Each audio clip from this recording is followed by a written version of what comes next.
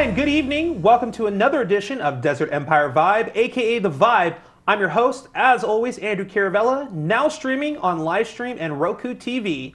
All right, so here today, it's not a musician, but it's political season, and we thought it would be really exciting to kind of share with you guys some of the people that are running for different offices here in the community. So, straight from Victorville, Susan Slater, attorney. It's ESQ, is that Esquire? Is that what that means? That's right. See, I did some research.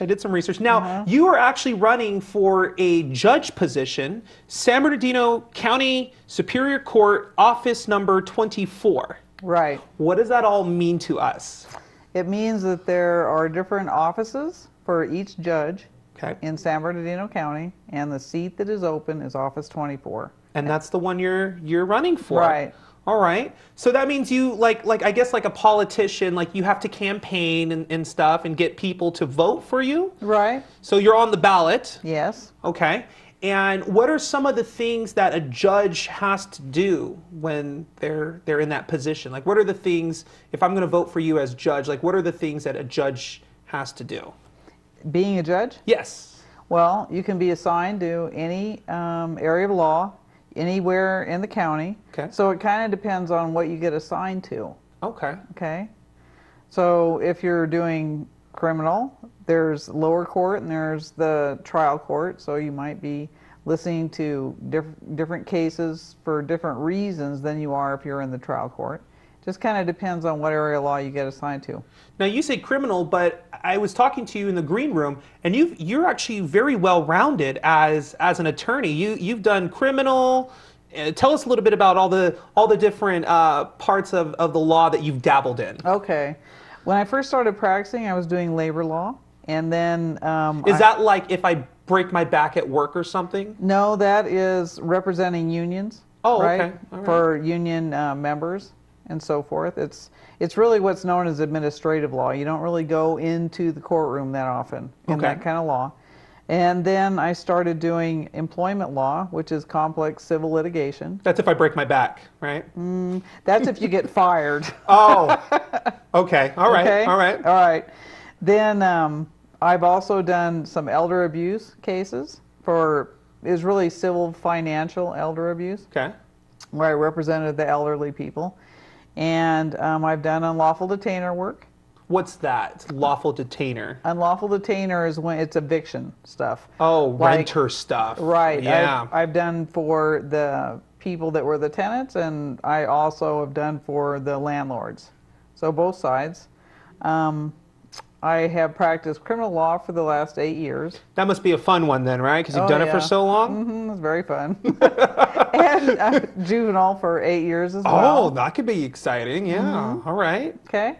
So the gamut, basically. Okay. All right. Well, that's good. So with criminal law, I would assume that's probably more intense than all the other ones, right? You're right. Yes, it is more intense. What do you, by this point, because you've done law now for a little over 10 years, right? 18. Oh, 18. I'm sorry. No, that's okay. So you've done it for so long though, but like by this point, when you go in to do like criminal law, do you get sweaty? Do you get nervous with some of these intense cases, or is it just another day in the park for you when you handle these cases? It's another day in the park. I've been doing it for a long time, but I will say when we go to trial, almost every time when trial starts and you start picking a jury and everything, it is a little nerve-wracking until you get into it, no matter how many times you've done it. So when you say picking a jury, is that something the lawyers are a part of as well? Right. How does that tell me a little bit about that process? Well, what happens is you've yourself have gotten jury summonses, haven't you?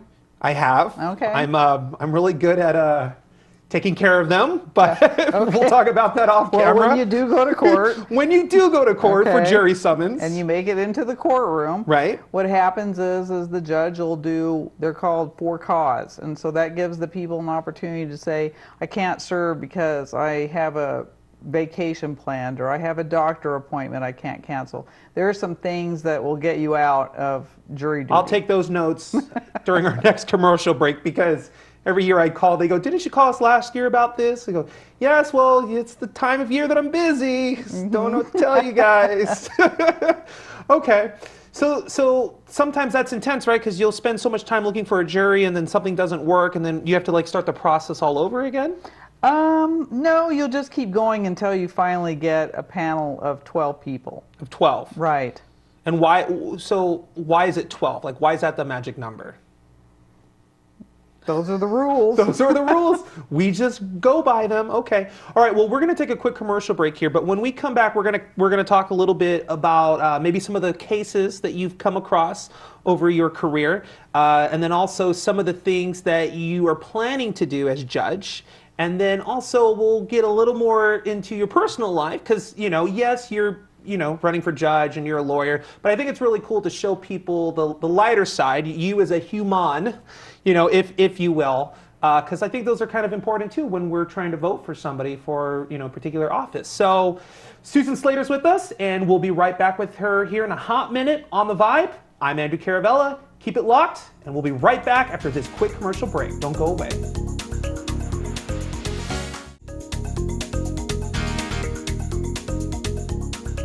Hi, and welcome back to The Vibe. I'm here with Susan Slater, running for judge in San Bernardino County Superior Court, office number 24.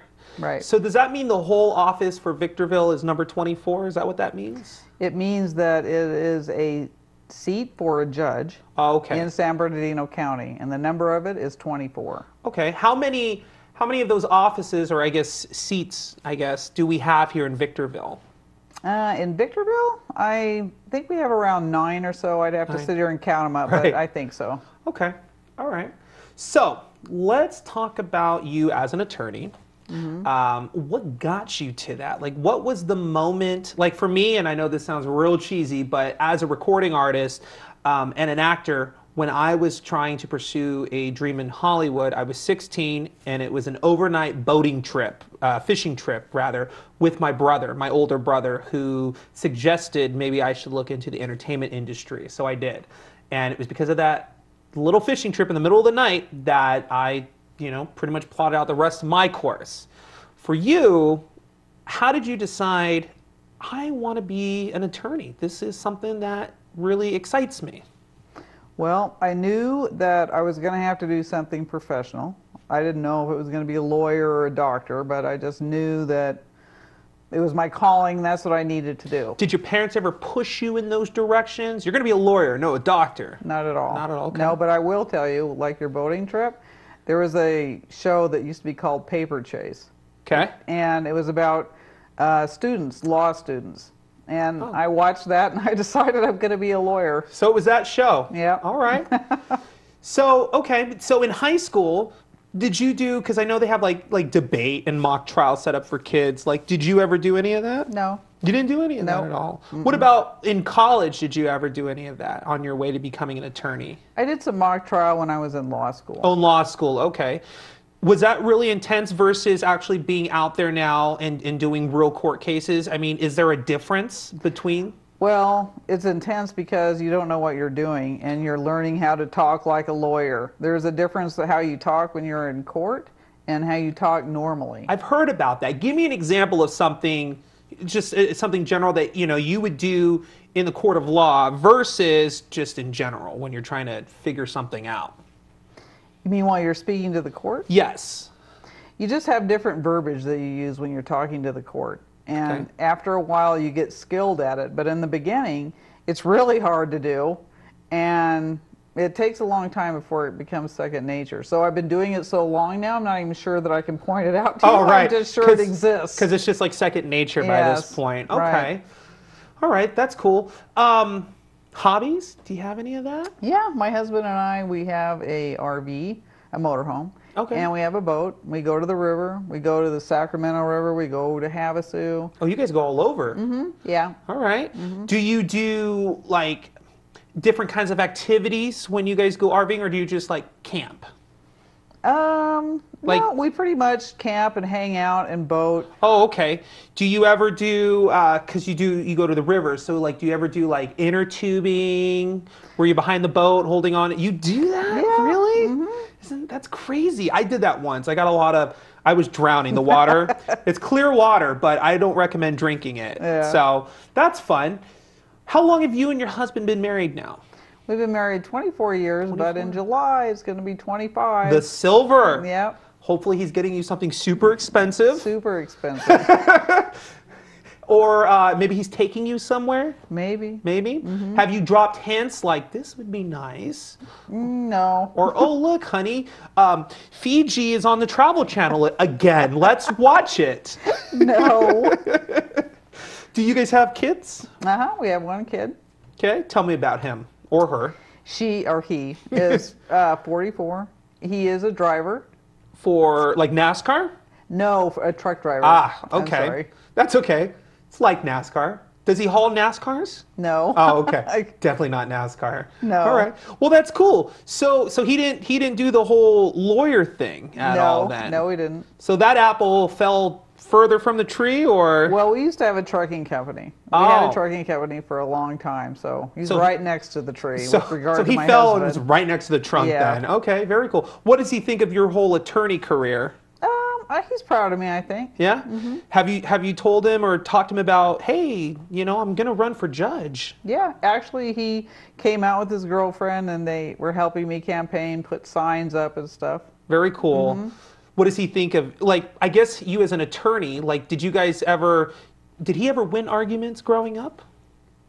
Yeah. Couple times? All right. So you lost a couple then. I've lost a couple. Do you have any cases? Actually, I'm going to save that for the next segment. I want to talk to you about some of the cases that you've done because I think those are super exciting. Okay. But they're telling me in my ear that we have to take another quick commercial break. When we come back, we have Susan Slater. She's currently running for the position of Office 24 for San Bernardino County Superior Court. It's an open position because I believe, what's the judge's name that's retiring? Mary Fuller. Mary Fuller. And there's, I think, 3 other people also that are also running for the same position. That's right. So we're going to talk a little bit about why she's the best candidate for the job. We'll be right back here on The Vibe. Don't go away. Quick commercial break, and we'll be right back.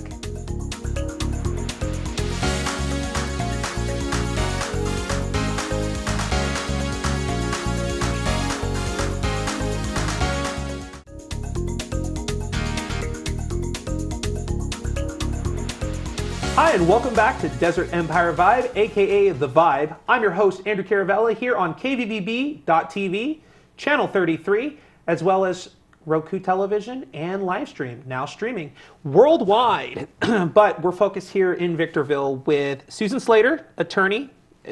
Susan Slater Esquire, is that what it is? It's Esquire, okay.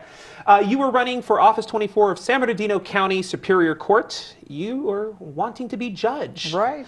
Right, okay, so we're going to talk about some of the things that you believe in that makes you the right candidate. But before we do that, I want to talk a little more about you as an attorney, because attorneys fascinate me.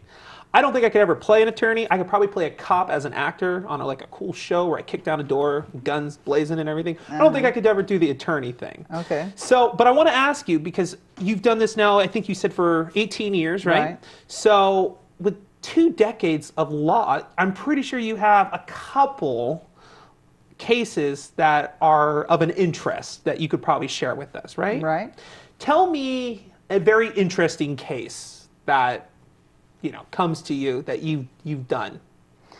An interesting case that comes to me is I was working for Inland County's Legal Services. Okay. And they provide free legal services to people that are indigent and the elderly. Okay. And as a result of, I was being the manager there, I was at a senior center one time helping people. And there was a woman in there, her name was Pearl, and her husband's name was Cash. No way. Yes. Pearl and Cash? Pearl and Cash. Oh my gosh, that's funny actually. Right, and her husband was having some dementia, Alzheimer problems. Okay. And so he had gotten a real estate person over to their house, which I think it was an historic home, as I recall. They'd been in their family for a long time. Oh, okay. And this person got him to agree to sell the home and sign a listing.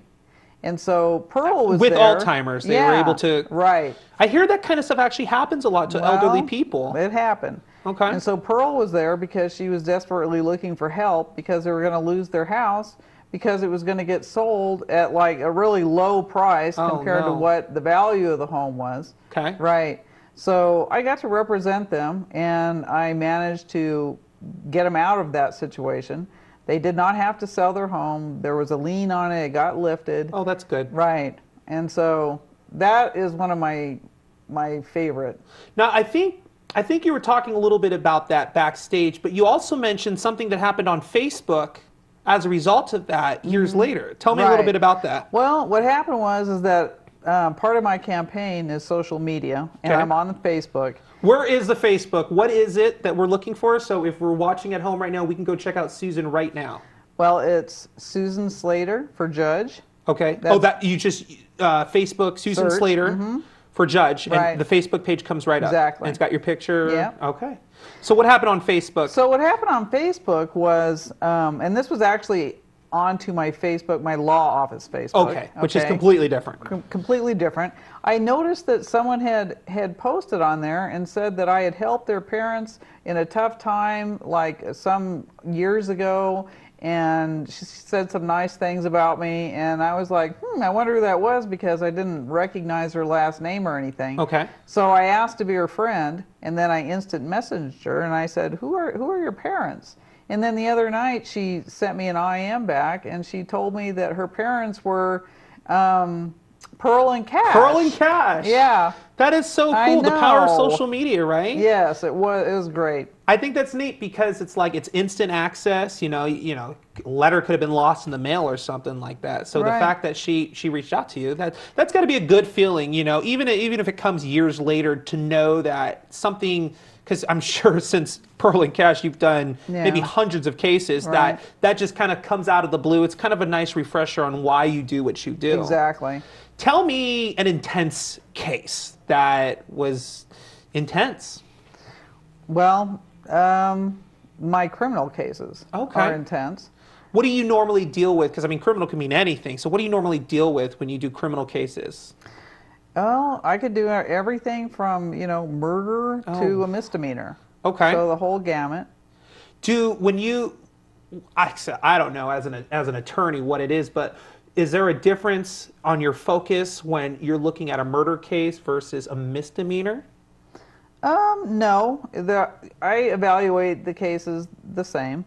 Have you ever done a murder case? I always have to ask this if I ever talk to lawyers. Have you ever done a murder case where you're like, man, I'm pretty sure they're guilty, but I'm pretty sure I could get them off? If you're pretty sure they're guilty, you're probably not going to be able to get them off, because... So you just don't take the case then?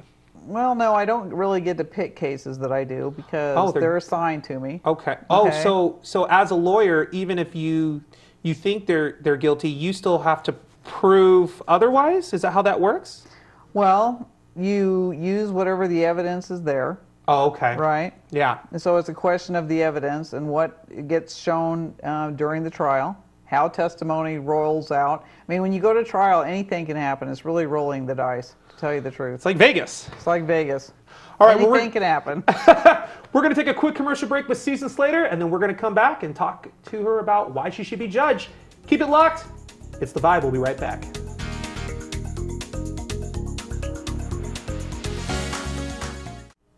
Hi, and welcome back to The Vibe. I'm your host, Andrew Caravella, here on KVVB.TV, also streaming on Roku TV and Livestream. Here with Susan Slater, running for judge here in Victorville, San Bernardino County Superior Court, Office 24.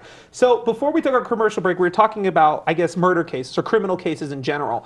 And I didn't know this, but sometimes, well, actually all the times as attorneys, you're actually told this is the case you're doing.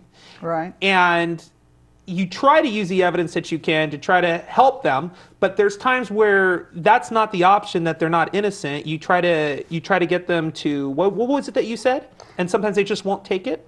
Oh, you can do a plea bargain if there's an offer, which there usually is. Sometimes in an extreme case of murder, there's not. But if there is an offer, then the client always has an option if they want to take the offer.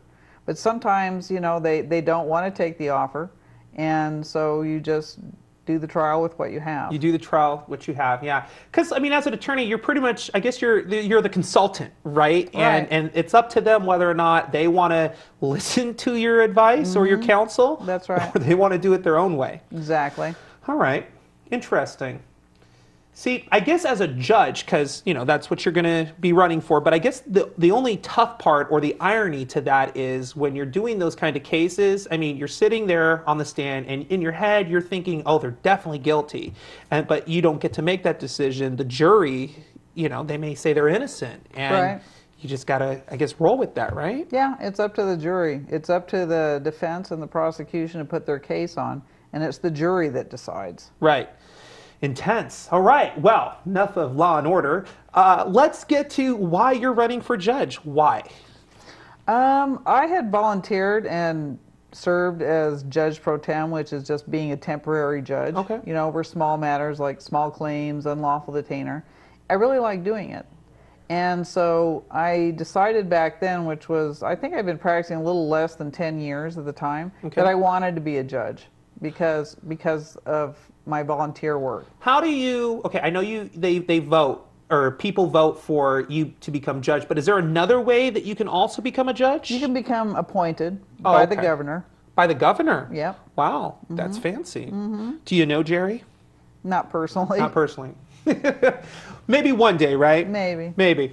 Okay, so what is it that you are trying? Okay, so first there's three others, right, that are running. So there's 4 people for this position. Correct. What makes you, like, let's just get right to it. What makes you so much different than the other 3 that are running? I think that I'm the most well-rounded because I've practiced almost every area of law. Honestly, I think the only thing I can think of that I haven't done is probate. Okay. Other than that, I've done it. And the other 3, they've done like pretty much one kind of law. Exactly. Okay. That's good. Yeah. I would say that's good. Are there things as running for judge, like people's rights? I'm not sure if this is the right question, but people's rights that you believe in, and you being a judge, you can make a difference for those kind of things? Well, I will apply the law. I don't have an agenda. That's something about me that causes me to be able to be fair and impartial. I'm not getting on the bench with, you know, an idea of how I think things should be. I'm getting on the bench with the idea that I need to apply the law, whatever that is.